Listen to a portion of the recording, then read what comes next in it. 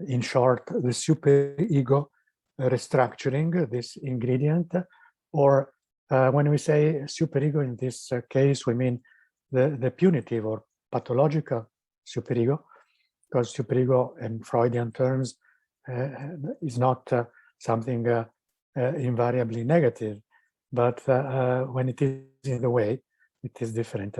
When it is in the way of living nice. It's more or less the same as saying inner saboteur in this case, and how to restructure it. And what we notice is that some patients, indeed some people, show compliance to unsatisfactory life and relationship situations. And for some of them, even intense suffering has come to be perceived as a necessary, normal aspect of life. This behavior that is persistently self-sabotaging is often connected to a self-punitive inner scenario. And it represents a major obstacle to the transformational process that characterizes successful therapy. As Josette Tenhave de l'Abeille has effectively described, among the others, but she's been very good at that, the manifestations of superego, punitive superego, are often of this type: self-diminishing, self-devaluing, self-ignoring, self-neglecting, more in general, spoiling life by withdrawing, renouncing, or in some cases by actually actively harming oneself.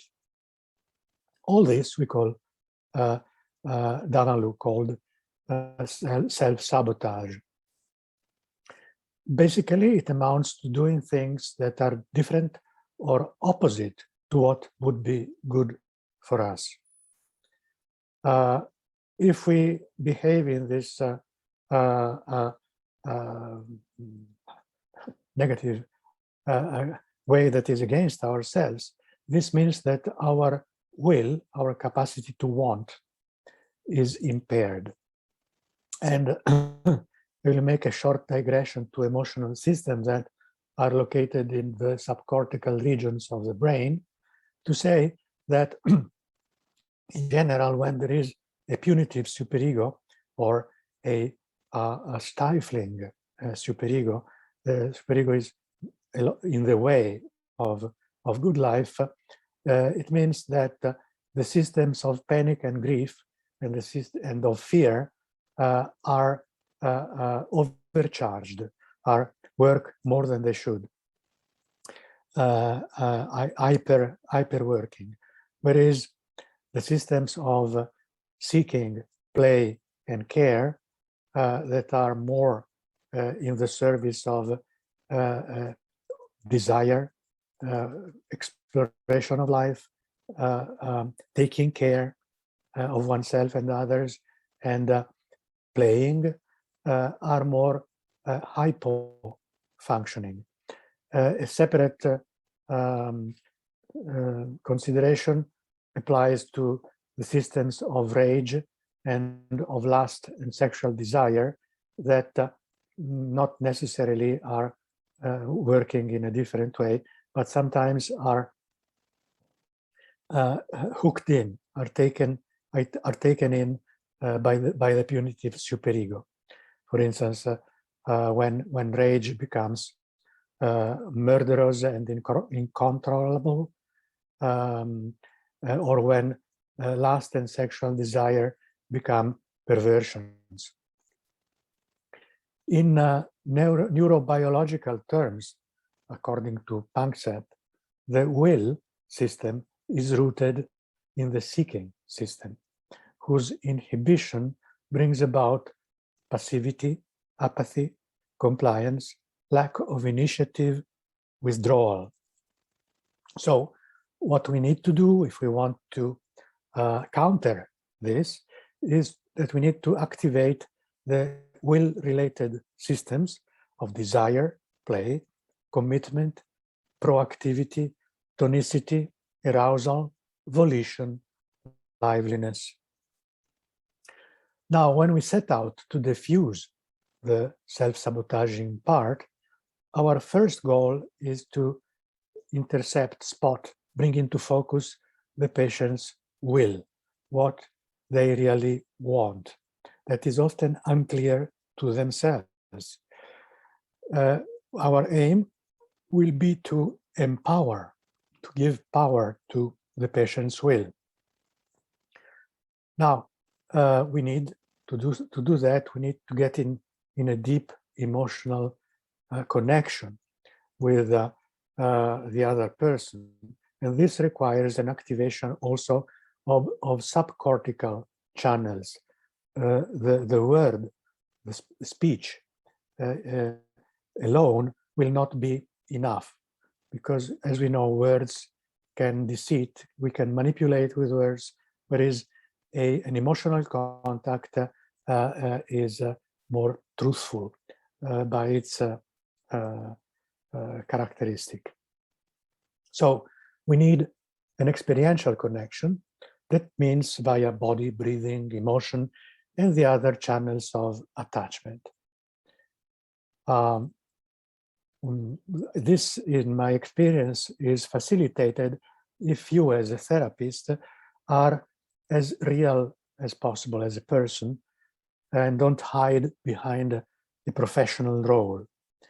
You want to convey to the other person that you know of the existence of the inner saboteur, and you do not underestimate its power. And also that you are aware of the power clash between the real self and the inner saboteur. Also, pay attention, be careful to convey that you know that you cannot take the place of either one.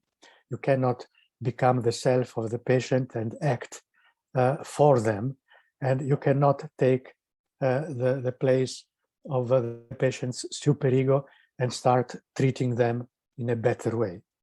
That you cannot replace any of the patient's parts. What you can do is to help the patient take their own decision about what they want to do. And once you are in a deep contact with the patient, you can also guide the patient's distorted will system towards what they really need and desire. And this is the beginning of an unlearning and relearning process that can get started only if the therapist is very clear about who guides the process, the therapist, and who decides, who takes the decisions, and this is the patient. We do not, therefore, decide for the patient, which would be the opposite of helping them make their own decision. What we do is we help them to operationalize the repositioning that was started at a subcortical level, also in real life situations.